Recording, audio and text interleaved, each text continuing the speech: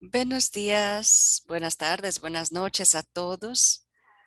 Llegamos al quinto día de la reunión de la Alianza Planetaria de Salud Planetaria 2021, con una alianza de la Universidad de São Paulo y la Alianza de Salud Planetaria. Yo soy Ana Paula Magallanes de la Universidad de São Paulo, Brasil.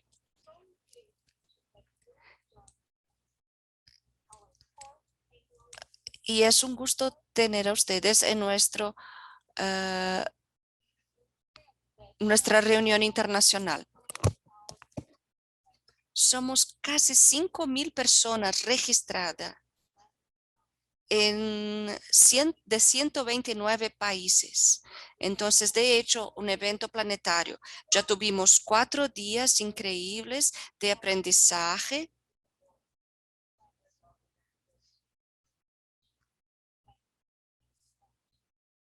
y de todo el evento y de todo el mundo. Nuestras discusiones hasta ahora han cubierto eventos nacionales, educación, basado en los diferentes modelos económicos que nos permiten escalar el cambio Perdón, el sonido está con mucho ruido de fondo.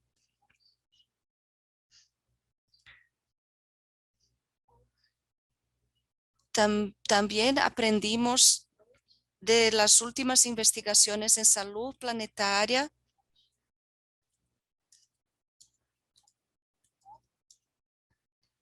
Todas las principales programas estarán grabados y disponibles a todos. Antes que mi colega Bruno Albertini empiece, quisiera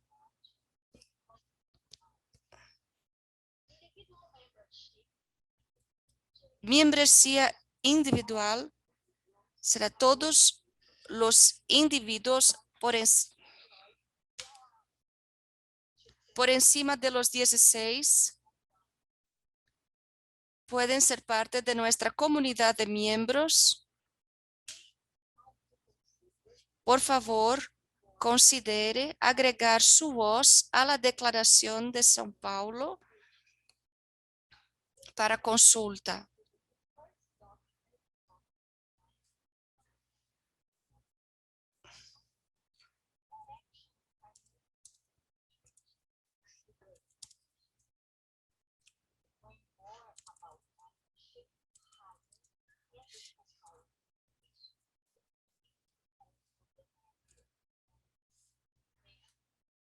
Allí,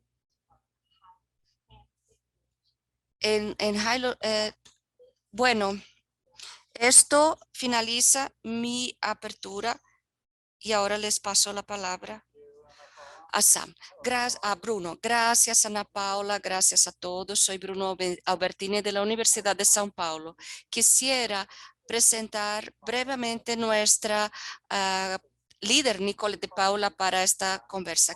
Nicole es un fellow de sostenibilidad en el Instituto de Estudios Avanzados para Sostenibilidad en Alemania y miembro de la Salud Planetaria en Brasil y también la fundadora de Mujeres Líderes para Salud Planetaria. Nicole conecta a los políticos, investigadores para toda una comprensión de factores claves de sostenibilidad, medio ambiente y salud pública. Bienvenida, Nicole. Por favor, aproveche este panel. Muchísimas gracias, Bruno. Bienvenidos todos. Es un gusto estar aquí. Hoy probablemente nuestros panelistas puedan abrir sus cámaras. Siempre es bueno ver a todos y todas. Hoy estamos en el quinto día de nuestra semana de salud planetaria con tanta energía. Ha sido una larga semana, pero creo que todos hicimos nuevas conexiones y después que se acabe esta semana tendremos tanto. Hoy vamos a hablar de movimientos sociales y cambios sociales. Es un honor estar con estos conferenciantes tan inspirados para discutir cómo la sociedad civil puede y tomará el liderazgo de salud planetaria. Bueno, voy a presentar brevemente nuestros conferenciantes de hoy. Indira Matai, que es vicepresidenta y directora regional para África en el Instituto de Recursos Mundiales y copresidente del Consejo de Restauración y de la Iniciativa de Restauración Global. Es cofundadora y del movimiento Cinturón Verde y una líder inspiradora con 20 años de experiencia en defensa de cambio social en plataformas nacionales e internacionales. Indira está en el Consejo de Agroforesta y parte de la Clean Looking Alliance, una de las 6 practicantes de Reino Unido en Kenia y una de las mujeres africanas de mayor influencia en 2018-2020. Es un CV largo. Les invito a todos a visitar nuestro website y leer el resto. Y les voy a presentar también. Es un gusto tener Pamela Carvalho con nosotros hoy. Es una educadora, historiadora, gerente cultural, activista con base en género. Ella trabaja con poblaciones de favela en Río de Janeiro, donde se ha recibido una beca para su proyecto. Es parte del grupo de investigación y es coordinadora de identidades en las redes de desarrollo, redes Damaré, fundadora de la organización Quilombo, que trabaja con cultura desde una perspectiva de educación antirracista. Y es bienvenida, Pamela. Es un gusto tenerla aquí. Y por fin, nuestra otra doctora Nicole Hedvers, miembro, no sé si pronuncio correcto, es la primera nación que ha trabajado con espacios y comunidades en todo el mundo, ayudando a construir un puente en los sistemas de medicina tradicional y moderno, cofundadora del Partido de Naciones Indígenas basado en el norte canadiense con un premio de $1 millón en 2017 para el trabajo con las personas sin hogar en Canadá. Ella también es autora del libro Ciencia de la Tierra, con sistemas de medicina indígena en principios modernos. O sea, una vez más informaciones en su CV y les invito a todos para leer a todos. Es un día impresionante hoy y un poco de logística. ¿Cómo es nuestro día final de una semana tan importante? Lo que queremos hacer hoy, ¿qué es necesario? ¿Cuál es la importancia de los movimientos sociales para transformar y promover cambio y salud planetaria? Y vamos a escuchar sus informaciones iniciales y después de esto vamos a tener una conversa y el aliento a nuestros participantes a traer sus preguntas en el chat y trataremos de contestar lo máximo posible en nuestro diálogo interactivo. Y invitaría a doctora Nicole Rendvers para contribuir y bienvenidos todos. Gracias, es un gusto estar aquí. Gracias, Nicole, por moderar esta sesión y nuestros panelistas y toda nuestra comunidad. Y quisiera, bueno, el habla de hoy habla de las maneras importantes de los indígenas de concluir este círculo. Empezamos nuestra jornada el lunes, bueno, el domingo para algunos, hablando de valores. Y algunas áreas en mi mente es encerrar este ciclo de discusión y volver a las partes fundamentales que nos ayudan a crear movimientos para cambiar el mundo. Y esto nos hace volver hace algunos años a la conferencia de Stanford, la primera de salud planetaria, en que yo estaba con dos ancianos en el escenario, dos ancianos de Canadá, del norte de Canadá, y hablábamos de la importancia de la presencia indígena y de diversidad y el rol de salud planetaria en aquel momento. Y la razón para mencionarlo es que miraba a mis colegas panelistas en la primera semana. Yo pensaba, qué cambio impresionante tuvimos en 3 años. Este es un ejemplo de cambio social. Tenemos gente indígenas representados en este encuentro.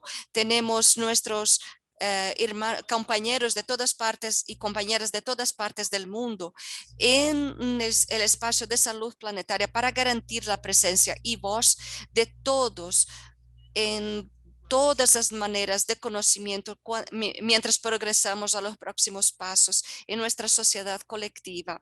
¿Y por qué esto es importante para mí? ¿Por qué es importante mirar hacia atrás antes de ir adelante? Esto me hace lembrar algunas palabras y algunas reflexiones del jefe George Chief de la primera nación Tzetloa, que dice: permítame aprender las maneras de sus libros para que pueda combinar con mis maneras de aprender naturales y seguir.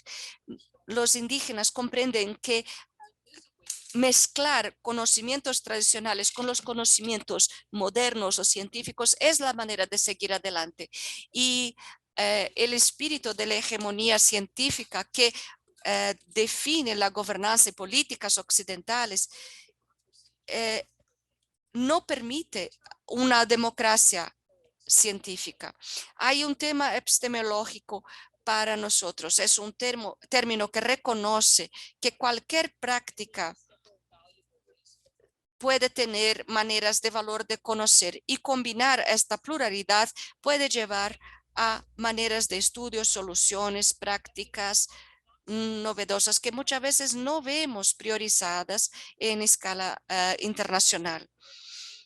Vemos que hay un cambio pese que a lento, como vemos hoy, con una representación fuerte, una presencia fuerte de mujeres y otros géneros en nuestras sesiones. Entonces, ¿qué trae este cambio?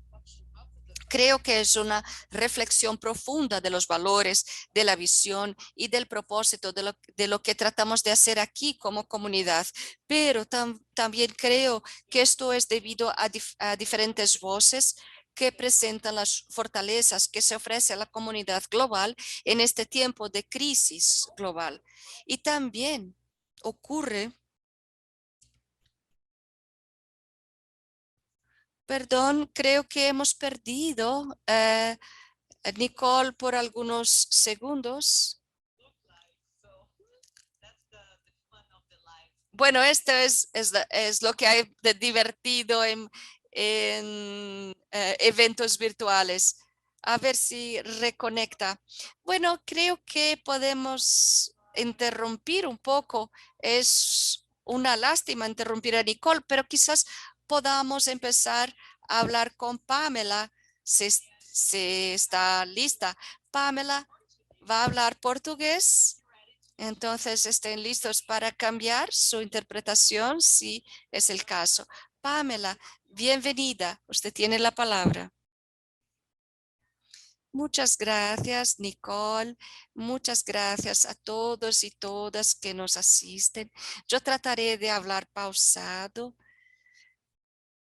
para tener la atención de todos y todas. Soy Pamela Carballo, vivo en Río de Janeiro, en Brasil. Soy coordinadora de una organización de la sociedad civil llamada Redes de Desarrollo de la Maré. Como tengo poco tiempo, voy a tratar de hablar del rol de las redes y de la sociedad civil organizada, que tiene un rol fundamental en el contexto de la pandemia en Brasil, en Río, y hacer un paralelo con el contexto de la salud y el contexto político en Brasil. comprendo que estoy en personas de diferentes países aquí, solo si se hablo solo de Maré, de Río, puede que algunas personas no comprendan. Pero quisiera mencionar el contexto social y político de Brasil de manera general. Brasil, como creo que ustedes saben, es un país que tiene dimensiones continentales. Es un país muy grande, más de 200 millones de personas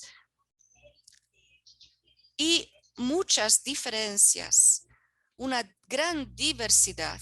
Cuando hablamos de condiciones sociales, económicas, cuando hablamos de condiciones que tienen que ver con la naturaleza, con recursos naturales, nuestra capital en Brasil es Brasilia, pero y tenemos una región de Brasil en noreste con un tema complicado de concentración de ingresos. Otras regiones de Brasil vemos que hay una diferencia de ingresos muy grande. Brasil tiene grandes problemas de distribución de ingresos, distribución de renta. Desafortunadamente, no somos un país igualitario. Sufrimos también con temas como racismo. Brasil es un país que ha sido colonizado y que hasta hoy sufre con las consecuencias del colonialismo, del racismo, de la desigualdad entre las razas, entre los géneros. Pero tenemos cosas importantes también. Brasil es un país con un- una gran importancia de salud, porque tenemos algo que llamamos el Sistema Único de Salud, que abreviamos como SUS, que sigue todo el territorio de Brasil y ofrece servicios de los más básicos a los más desarrollados, servicios de salud gratis a la población. Por supuesto que, como dije, tenemos muchas desigualdades en todo el territorio. Hay algunas localidades donde el sistema de salud tiene más dificultad de ejecutar su trabajo, pero de manera general, Brasil es un país donde la población puede acceder a los servicios de salud de manera gratis. Si un brasileño tiene COVID, puede recibir eh, la vacunación gratis, la atención a la salud gratis, pero desafortunadamente Brasil vive un sistema político difícil donde este sistema gratis ha sido atacado por fuerzas conservadoras. Solo para aclararles cómo funciona nuestro país en cuanto a la salud. Hemos observado como una especie de lucha de fuerzas entre el poder público responsable por el sistema de salud y la población que demanda sus necesidades como salud y alimentación y y ahí entra las asociaciones de la sociedad civil como la Asociación de la Maré.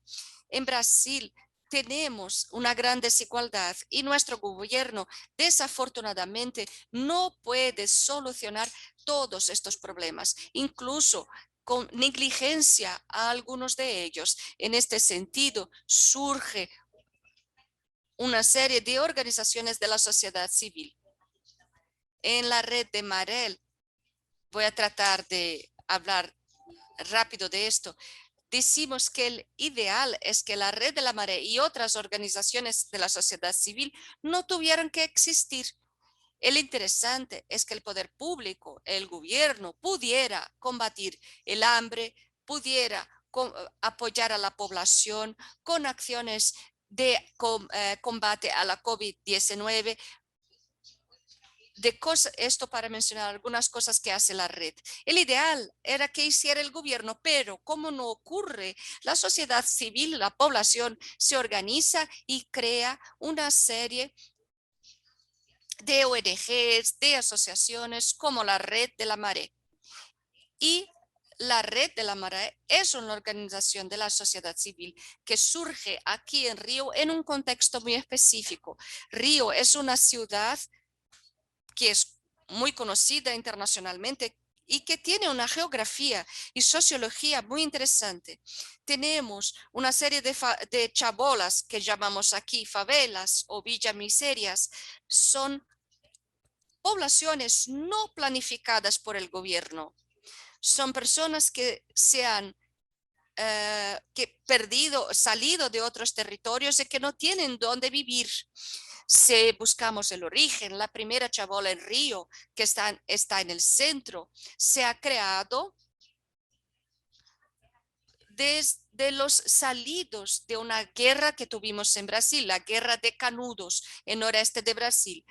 Había una promesa a los militares que tendrían un local para vivir, no han recibido y empezaron a vivir en una colina que se llama Morro de la Providencia, donde viven personas negligenciadas por el poder público. Estoy aquí feliz porque no perdí la conexión de internet todavía, porque en las favelas en Brasil la internet no funciona. Tenemos problema con saneamiento básico, alcantarillado, agua, suministro de agua. Para venir a mi casa, yo tengo que cruzar una avenida que se llama Avenida Brasil, donde no pasan buses, donde no hay metro. Yo tengo que descer, caminar, porque no tenemos transporte público, ómnibus, trenes, metros adentro de la favela.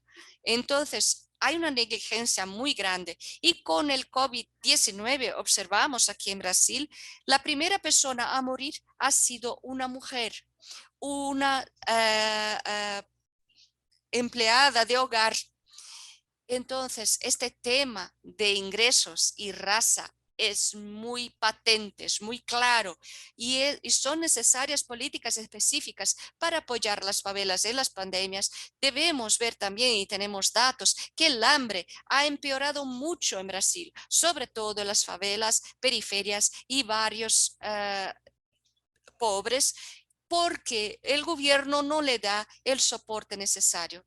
Así, las organizaciones de la sociedad civil, como dice nuestro panel, toman el liderazgo para reducir los impactos de COVID-19 en Brasil, sobre todo en los territorios más pobres. Por ejemplo, las redes de la Maré ofrecemos pruebas de COVID-19 gratis. ¿Por qué? Porque aquí en Brasil tenemos una política de seguridad pública muy violenta, que entre las favelas con tiros observamos operaciones policiales que al final del día tiene como resultado muchas personas muertas. La mortalidad en Río es muy grande. Por esto decimos que muchas veces nos tratan como cifras estadísticas, solo que con la pandemia ni cifras somos más, porque no podríamos acceder a las pruebas. Entonces, no estamos en las estadísticas de COVID-19. Entonces, por esto empezamos a suministrar pruebas, ensayos gratis a la población. También trabajamos con la educación porque los niños en Maré no pueden acceder a las plataformas virtuales de educación y también la seguridad alimentaria por el aumento del hambre. Entonces, distribuimos a canastas básicas y comidas diarias porque el hambre se ha empeorado mucho en Río, en Maré y en Brasil. Entonces, para no me alargar mucho, era esto que tenía que mencionar, este contexto de Brasil, que es un país maravilloso, lindo, pero que vive este conflicto entre las acciones para la paradoja de sistemas buenos y gratis como el Sistema Único de Salud y por otra parte, la falta de cuidado con la población, con hambre, con todo. Y las asociaciones de sociedad civil tratan de hacer esto, garantizar comida, acceso a la salud para las poblaciones más vulnerables. Muchísimas gracias, Pamela. creo que la dimensión real y el caso de Brasil, que ahora está mucho en los medios de comunicación por las peores razones, y su informe, su experiencia es sumamente importante porque jamás vamos a alcanzar salud planetaria sin igualdad.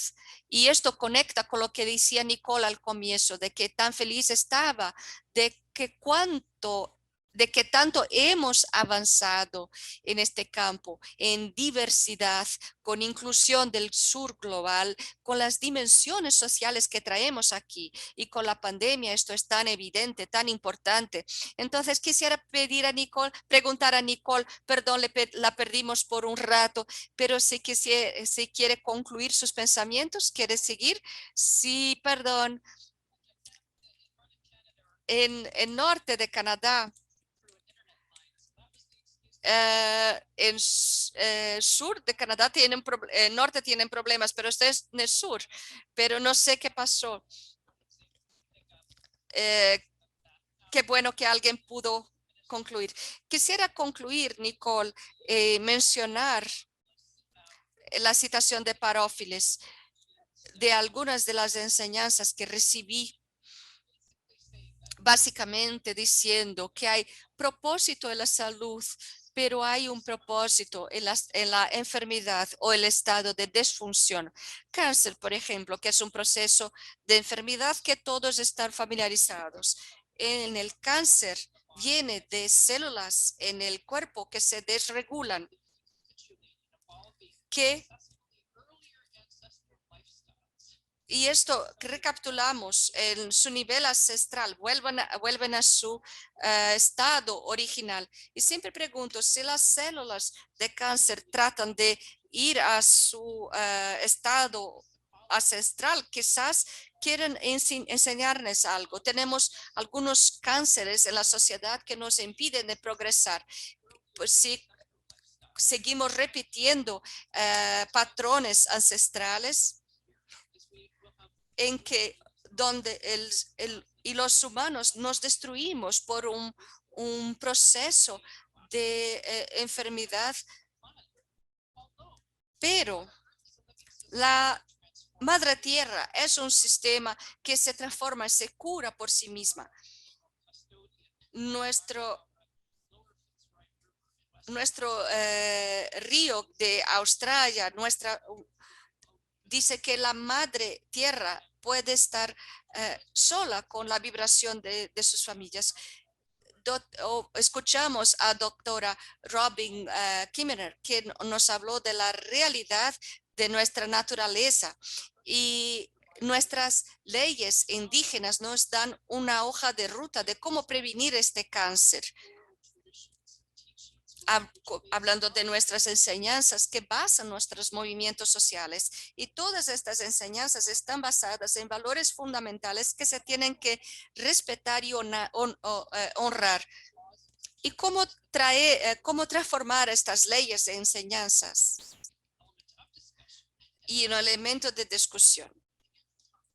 Y en esta discusión de hoy hablamos de esto y otras consideraciones de cómo poner valor en movimientos en todo el mundo. Entonces, bueno, por ahora voy a finalizar para seguir con la discusión, pero puedo reconectar. Gracias, es un gusto tenerla aquí una vez más. Muchísimas gracias por traer la base de nuestra naturaleza. Es una de las cosas que repetimos y esta traducción a la acción es algo que enfocamos, el grande cómo, porque no es fácil traer este liderazgo y transformar el salud planetaria con un movimiento que vemos evolucionar. Y ahora es un gusto tener Wenjira Matai con nosotros. Y usted tiene la palabra.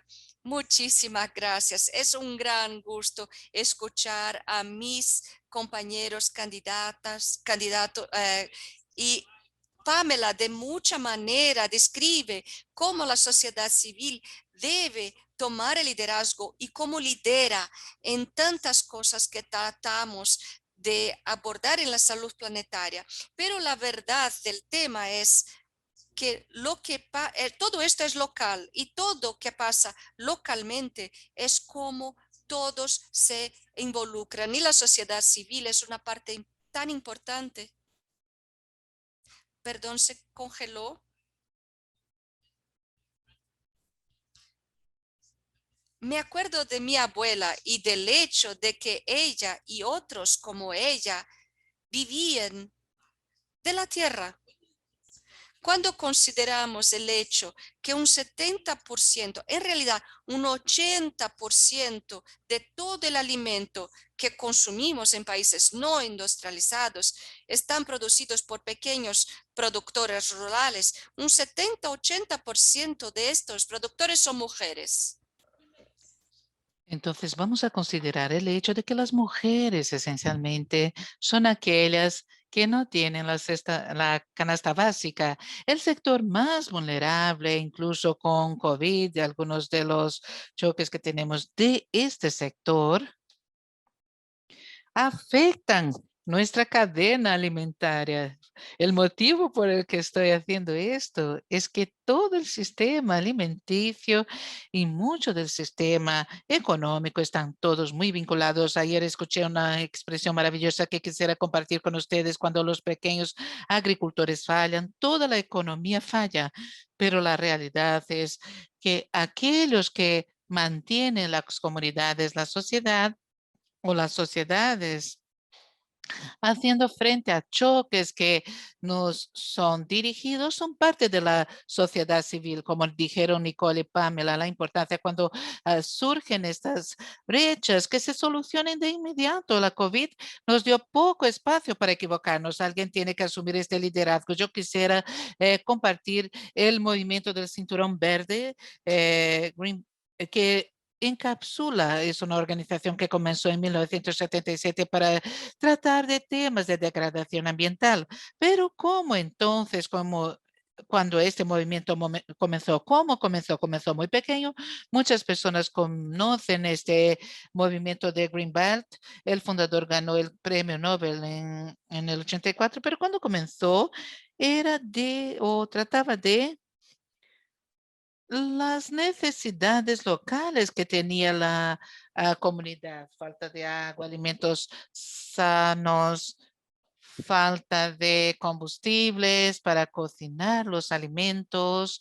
Así que esta organización, la vuelta de las organizaciones locales, permitieron dar visibilidad a estas necesidades tan invisibles. Estas mujeres se organizaron y juntas decidieron: ¿por qué no plantar árboles? Los árboles van a solucionar los problemas a los que nos estamos enfrentando. El dolor que estamos sintiendo. No estaban esperando que el gobierno trajera alimentos, no esperaran que nadie trajera combustibles o el agua. Decidieron utilizar por sabiduría local, su sabiduría de mujer, y empezaron a organizarse alrededor de grupos que plantaron árboles en su paisaje, restaurándolo. Esto es algo muy importante sobre las organizaciones de la sociedad civil, porque es un proceso orgánico que de muchas maneras se siente a un nivel muy local. Es muy importante, sobre todo ahora, cuando hablamos de los límites planetarios y el cambio climático, porque muchas veces esto ocurre a un nivel que es muy elevado. Y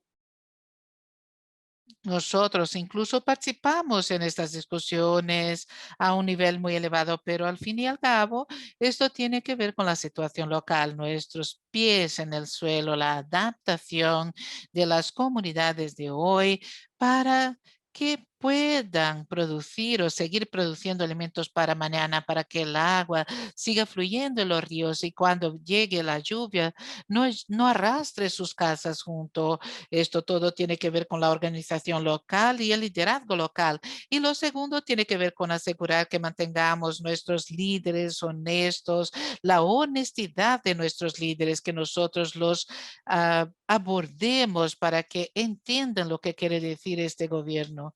Una vez una persona me dijo: la política no tiene que ver solo con candidatarse, con postular candidaturas, sino con importarse. Si usted se importa con la manera como gobierna, va a comprometerse y va a indicar a las personas que van a tener la responsabilidad de resolver los temas. Entonces es un papel clave de la sociedad civil y voy a interrumpir aquí para que podamos discutir más, pero tiene mucho que ver con mantener un liderazgo en esto y tratar las necesidades que la sociedad siente simultáneamente. Muchas gracias, Wanjira. Y un comentario aquí. Yo soy enamorada de este tema. Como dijo Pamela, todos nosotros queremos jubilarnos también, ¿verdad? La sociedad civil en muchos casos. Nosotros tenemos que cubrir las brechas que deja el gobierno. Entonces, estos problemas son problemas adicionales aparte de los nuestros. Muchos temas que nosotros nos enfrentamos son muy complejos. Por ejemplo, si nosotros ponemos aquí, agregamos la corrupción aparte de todo esto, se vuelve una dimensión muy compleja para la sociedad civil. Una pregunta que tenemos que entender es: ¿cuál es su experiencia? ¿Qué es necesario para iniciar concretamente un movimiento? Justo esta dimensión de liderazgo, son habilidades personales. ¿Y cuáles serían los primeros pasos entonces para iniciar un movimiento? Y como sabemos, probablemente siempre comienza bien o muy pequeño, pero tarda mucho tiempo en que las personas tengan o conciencia, ¿no? Entonces, Wandira, es personalidad. ¿Qué es lo que es necesario, lo que lleva a ser un líder? Todas las opciones, ¿no? Carisma, organización para que las personas le sigan, pero una idea atractiva también, un caso que sea atractivo para las personas y que le apoyen, porque si es un caso local, por ejemplo, las personas están allí insertadas en esto y lo sienten. Pamela lo describió muy bien cuando se vive en los barrios de Chabola, en la favela. Las personas van a apoyar y la sociedad civil tiene que ayudar a las personas a entenderlo. Es una autopercepción, no dejar llevarse por los temas adicionales, laterales. Este es el tema. Es así que funciona la gobernanza y es así que nosotros nos vinculamos a esto. Y otra cosa, es necesaria mucha paciencia, mucha persistencia. Este trabajo no es rápido, tarda mucho tiempo y mucho compromiso. ¿Por qué? Esta es su comunidad. Usted está allí para quedar por mucho tiempo. Entonces, por eso la sociedad civil local puede ser muy efectiva. Entonces, muchas veces están muy ocupados trabajando que no saben muchas veces dónde buscar los recursos. Entonces, tenemos que asegurarnos de que estos recursos lleguen hasta ellos y que podamos encontrarlos y controlarlos.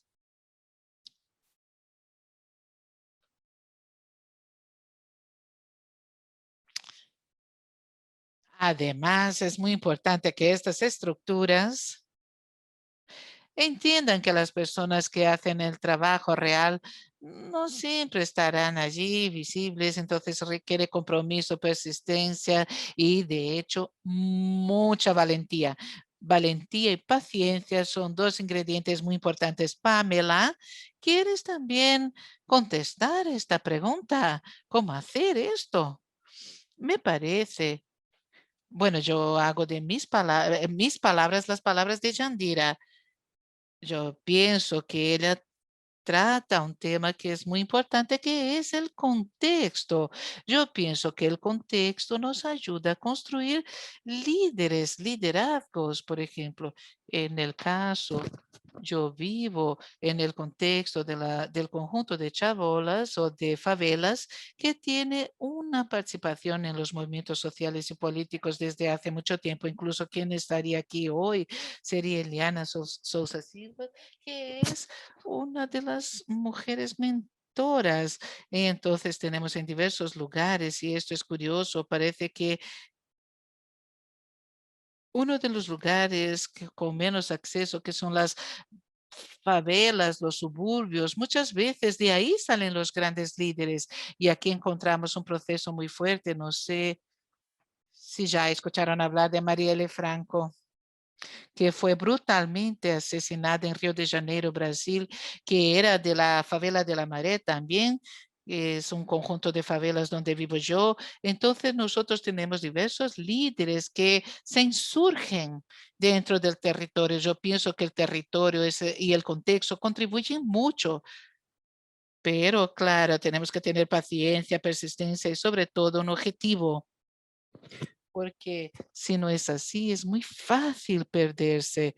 Entonces, tener un objetivo, es decir, mejorar la calidad de vida de una determinada población o trabajar con los temas de género o trabajar con temas de salud o con los temas de la desigualdad racial. Es importante tener un objetivo bien diseñado para que podamos establecer metas, pensar en alianzas, porque vivimos lamentablemente en un contexto político que es muy riesgoso.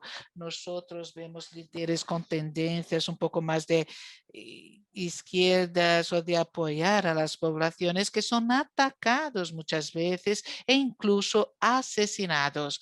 Es muy importante tener objetivos diseñados y buscar redes de apoyo.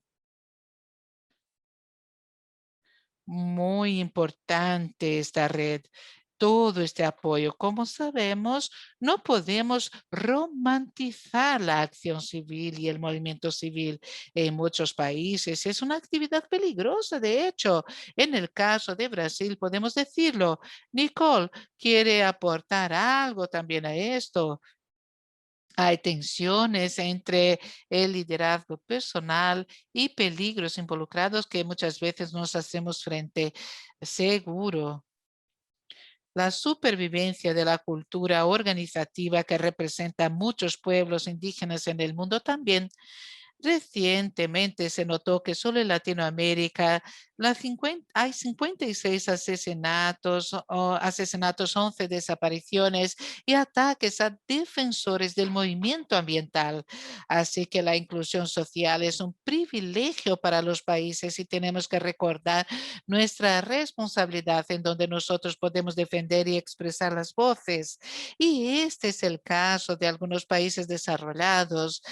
La protesta de pipeline que ustedes habrán escuchado hablar, que todavía sigue y los defensores de la tierra que tuvieron que expresarse y se expusieron a bombas y ataques simplemente porque estaban defendiendo el derecho de aquella tierra, que era algo importante para su comunidad, que era el derecho de la madre tierra y también el derecho de la gente, derechos humanos y también animales y derechos de la naturaleza, la madre tierra. Hubo muchas discusiones en la última semana sobre los derechos de la naturaleza misma, ¿no?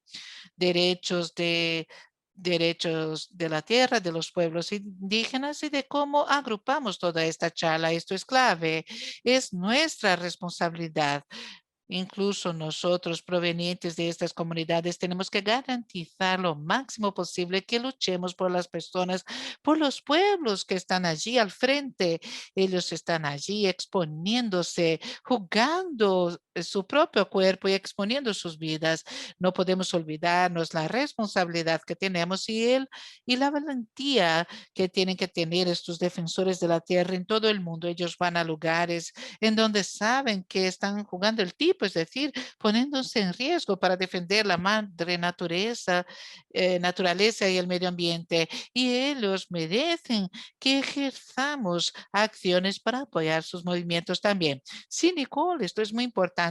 Los movimientos sociales son sí un privilegio en muchas partes del mundo y tenemos que subrayarlo.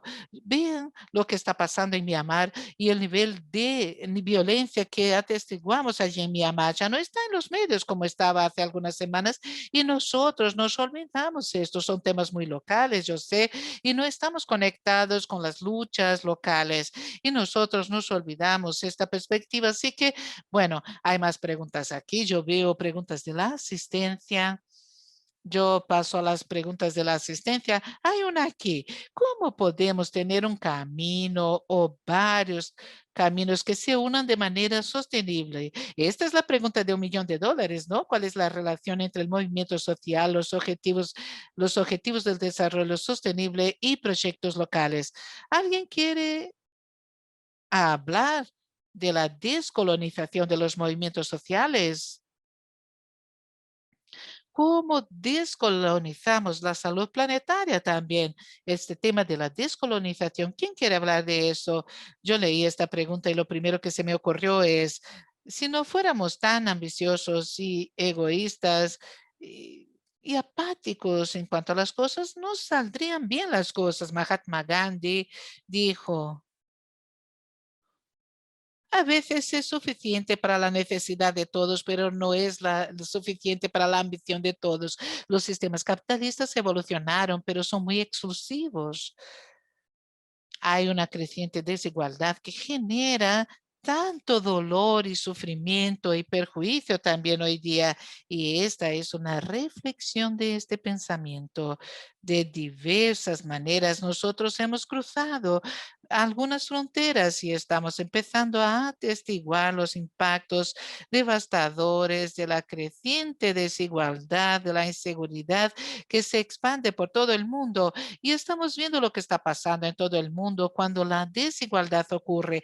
Quisiera mencionar también el hecho de que en muchos casos, en especial en la discusión del cambio climático, nosotros estamos discutiendo cómo reiniciar de diversas maneras. COVID-19 es una reflexión de estos excesos que hemos hecho o cometido. Superamos las fronteras y ahora estamos empezando a ver los problemas a una escala que nunca hemos imaginado que sería posible. Estaríamos en nuestros hogares encerrados por año y medio. ¿Quién podría imaginarse esto tratando de equilibrar escuela, trabajo, salud mental y a la vez hacer lo que tenemos que hacer? Y una importante parte de eso se debe a este reiniciar. Y nosotros tenemos que promover esto hay que reequilibrarlo. No nos queda alternativa. La alternativa no es aceptable. En mi mente yo pienso sobre la resiliencia, el camino hacia el crecimiento según nosotros reiniciamos. Hay mucho dinero en la comunidad. 17 billones de dólares van a entrar en economías globales para reconstruir, recomenzar y tenemos que recomenzar y reconstruir de manera inclusiva. Tenemos que invertir en infraestructura más inclusiva. Es inaceptable que alguien no tenga acceso a agua potable, a agua consumible. Es inaceptable que las personas no tengan acceso a medios de transporte que no sea solo el tránsito vehicular.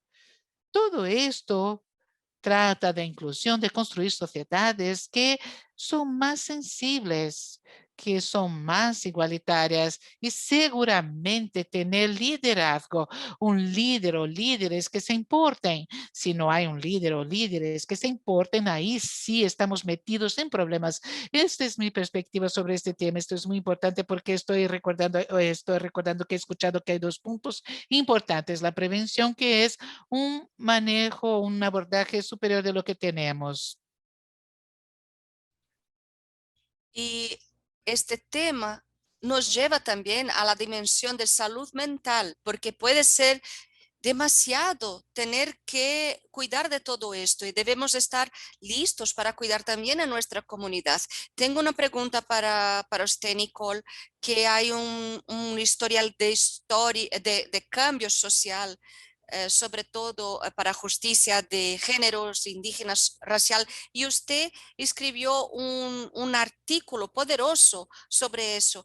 ¿Puede hablar cómo navegar esta transición con otras formas de dominación sistémica? Usted mencionó un poco de esto, quizás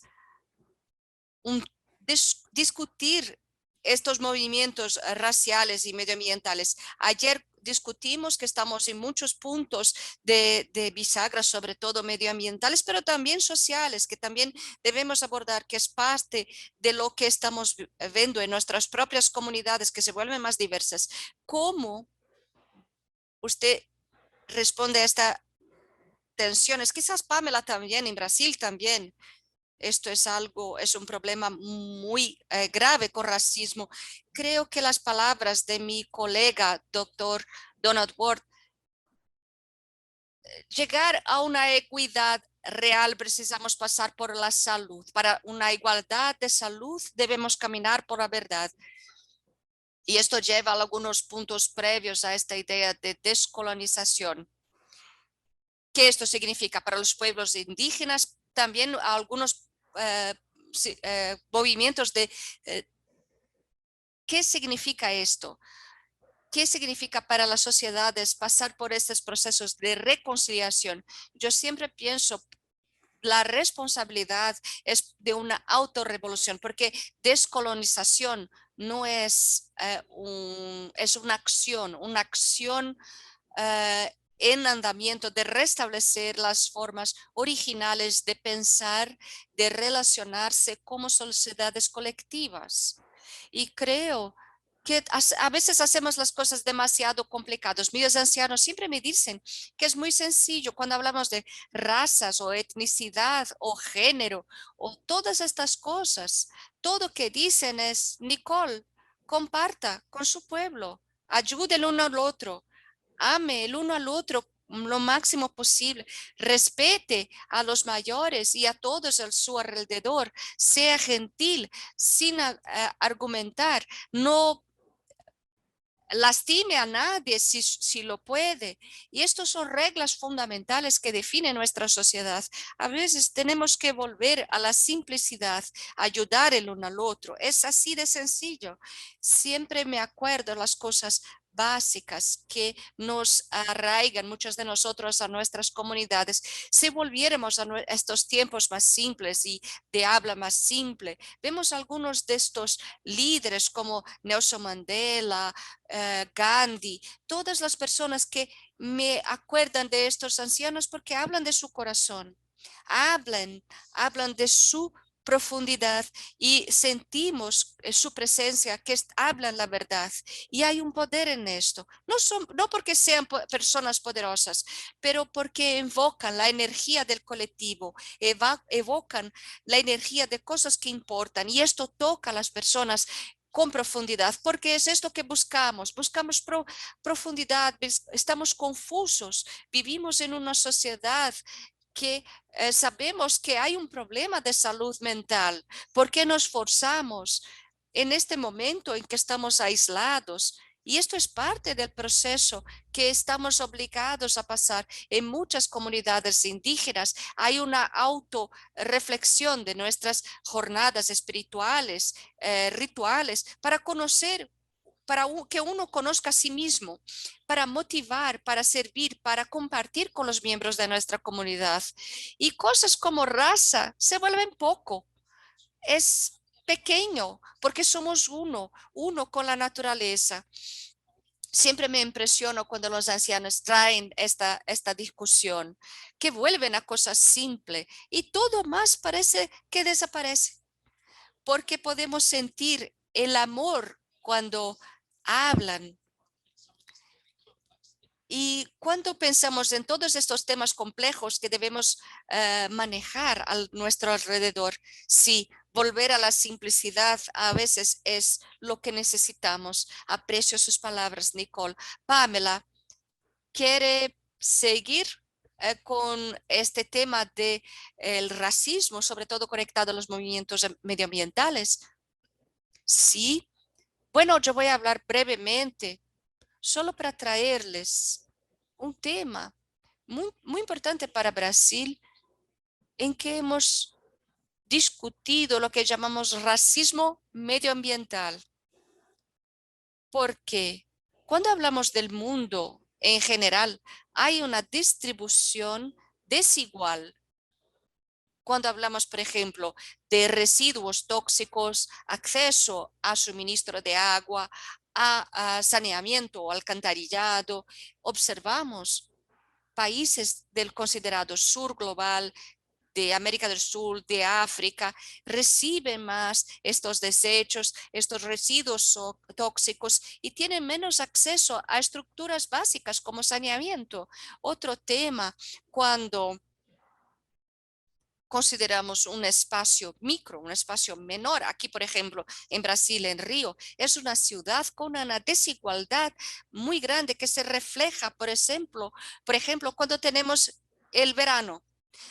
Cuando tenemos las lluvias de verano que son muy fuertes, que observamos inundaciones,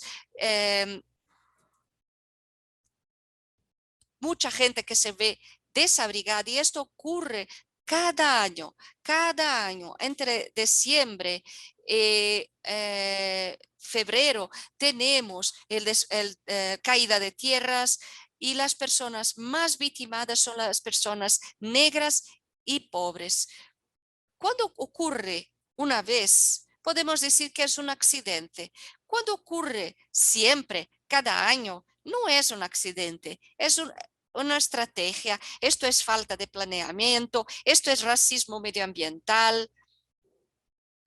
Y algunas personas del campo de la salud, de la filosofía de la justicia social y justicia medioambiental, se dedican a estudiar y a hacer cuestionamientos y movimientos en este sentido. Algunos procesos que naturalizamos, más un deslizamiento de tierras. No, no es. Esto es fruto de un historial de falta de políticas públicas para las poblaciones negras y más pobres que se refleja en esta serie de así llamados desastres medioambientales. Esto es un resultado que también se utiliza para vulnerabilizar a estas poblaciones. Podemos hablar incluso de la pandemia de COVID-19, que las primeras noticias que recibimos tenían un bias, un sesgo racista muy grande en contra de las poblaciones de origen oriental, que es un concepto que, bueno, el occidente que define qué es oriente. Esto también en Brasil ha sido terrible, una manifestación muy fuerte de racismo y observamos hasta hoy, recién salió una noticia de una celebridad brasileña que decía, toda mi familia está con COVID-19 porque mi sirvienta venía todos los días y volvía a su casa y trajo COVID-19 para nosotros. Entonces, la COVID es una manera de poner a claro estas diferencias raciales que son fruto de nuestra política para las poblaciones negras y pobres. Justo, Pamela, usted trae todos los problemas sistémicos que hablamos a lo largo de la semana, que en el tiempo de la pandemia eso se vuelve muy claro. Y yo voy a combinar algunas preguntas aquí con su perspectiva. Alguien dijo, ¿cómo mantener y seguir promocionando una producción en pequeña escala cuando toda nuestra población quiere pasar a áreas urbanas y cómo hacer conexión con la tierra para una producción de alimentos y cómo alentar las niñas y sin bueno, tenemos que combinar estos temas. El tema de género. Bueno, las mujeres tienen una responsabilidad, pero en general no tienen la autoridad, que es una frase que Wandira dijo en una de sus presentaciones, que es muy poderosa, y alguien la trae aquí. Entonces, Wandira, si puede compartir algunas reflexiones. Sí, me gusta mucho este comentario, porque mucha gente cuando escucha esto,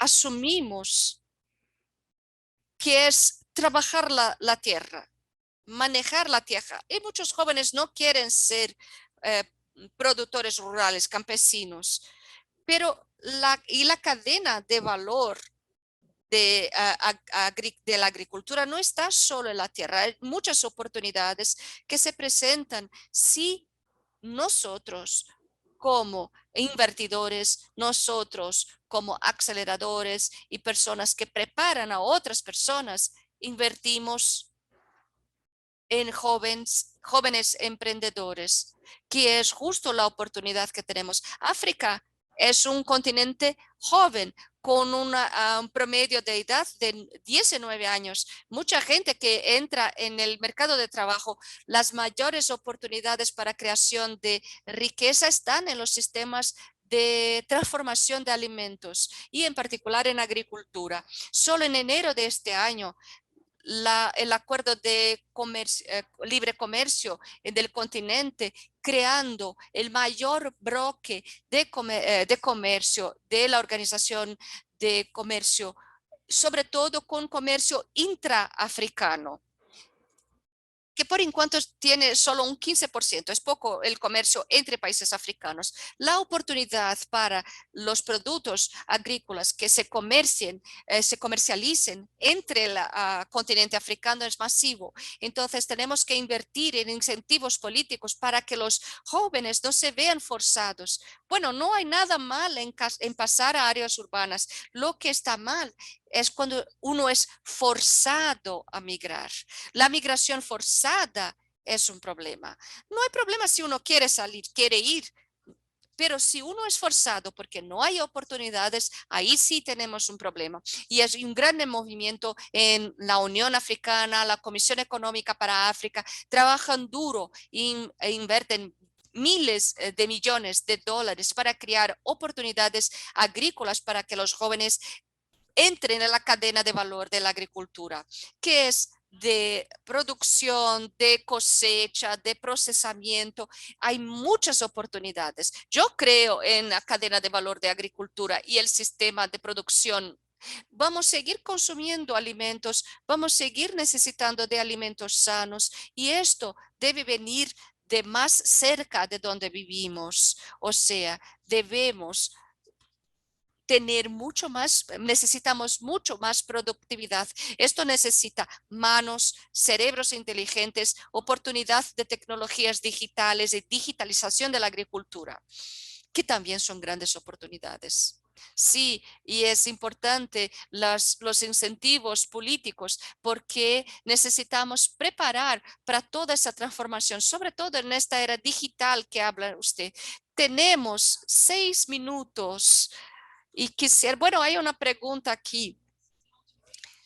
¿Qué consejo para nosotros para crear niños que respeten la tierra?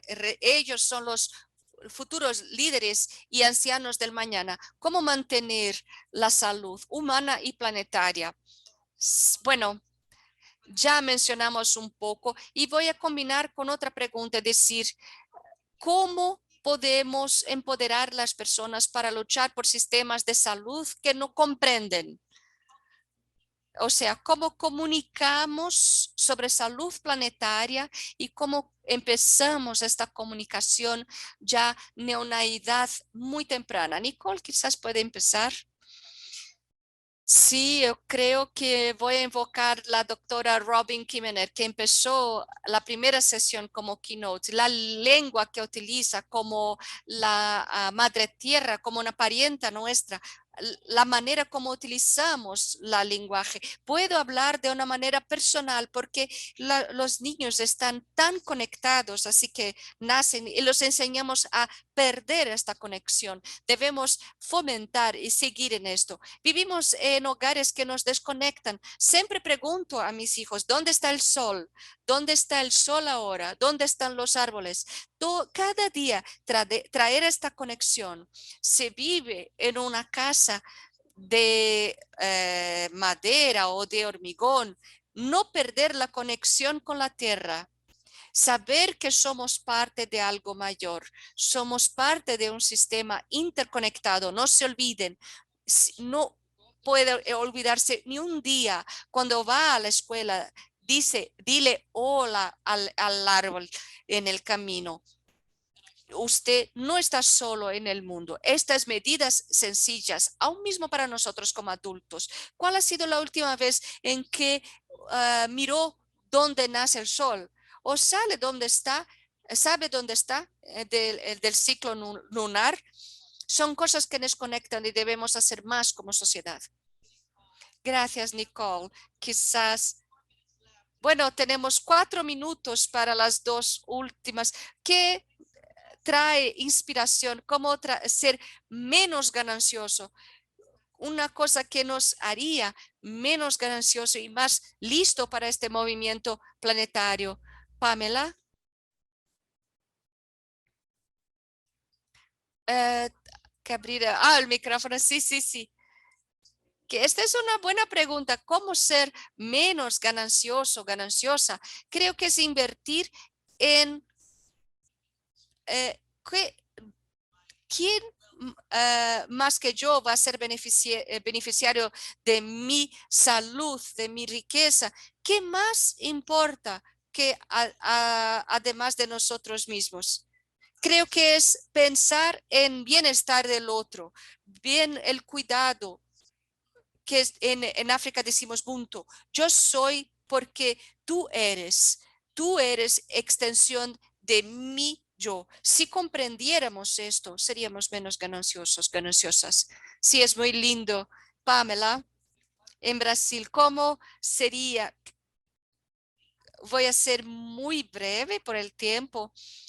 Creo que para ser menos ambicioso, menos ganancioso, debemos invertir en educación para tener una revolución en el sistema de Brasil para que desde niños tuviéramos una visión más global, porque desafortunadamente somos educados en el sistema capitalista que hace que pensemos solamente en nosotros mismos, sin tener esta dimensión que vivimos en un mundo, en un planeta que necesita una visión amplia, que piense en todos, porque si todos están bien, estaremos bien. Pero si solo nosotros estamos bien, la desigualdad seguirá profundizándose, como lo que tenemos ahora, una gran desigualdad social y racismo que solo aumenta. Debemos invertir en educación pública de calidad, sobre todo para nuestros niños y jóvenes. Gracias, muchísimas gracias a las tres panelistas. Tenemos todavía muchas preguntas, pero una reflexión simple aquí.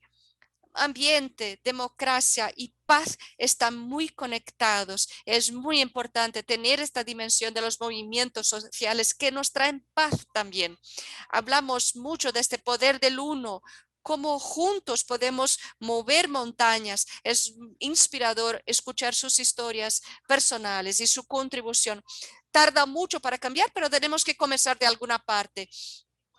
Y vamos a conservar solo lo que amamos y comprendemos. Lo más que sabemos, menos tememos, más compartimos. Gracias por la oportunidad de compartir esta discusión con todos ustedes por toda esta semana, este inmenso conocimiento que recibí yo. Y les deseo una buena continuación y que obtengan esta energía de nuestras panelistas de hoy. Creo que el sábado vamos a necesitar un descanso de nuestra semana, pero el lunes a la acción, a la tierra. Gracias por estar con nosotros y nos vemos en el próximo panel en 10 minutos. Gracias a todos y todas.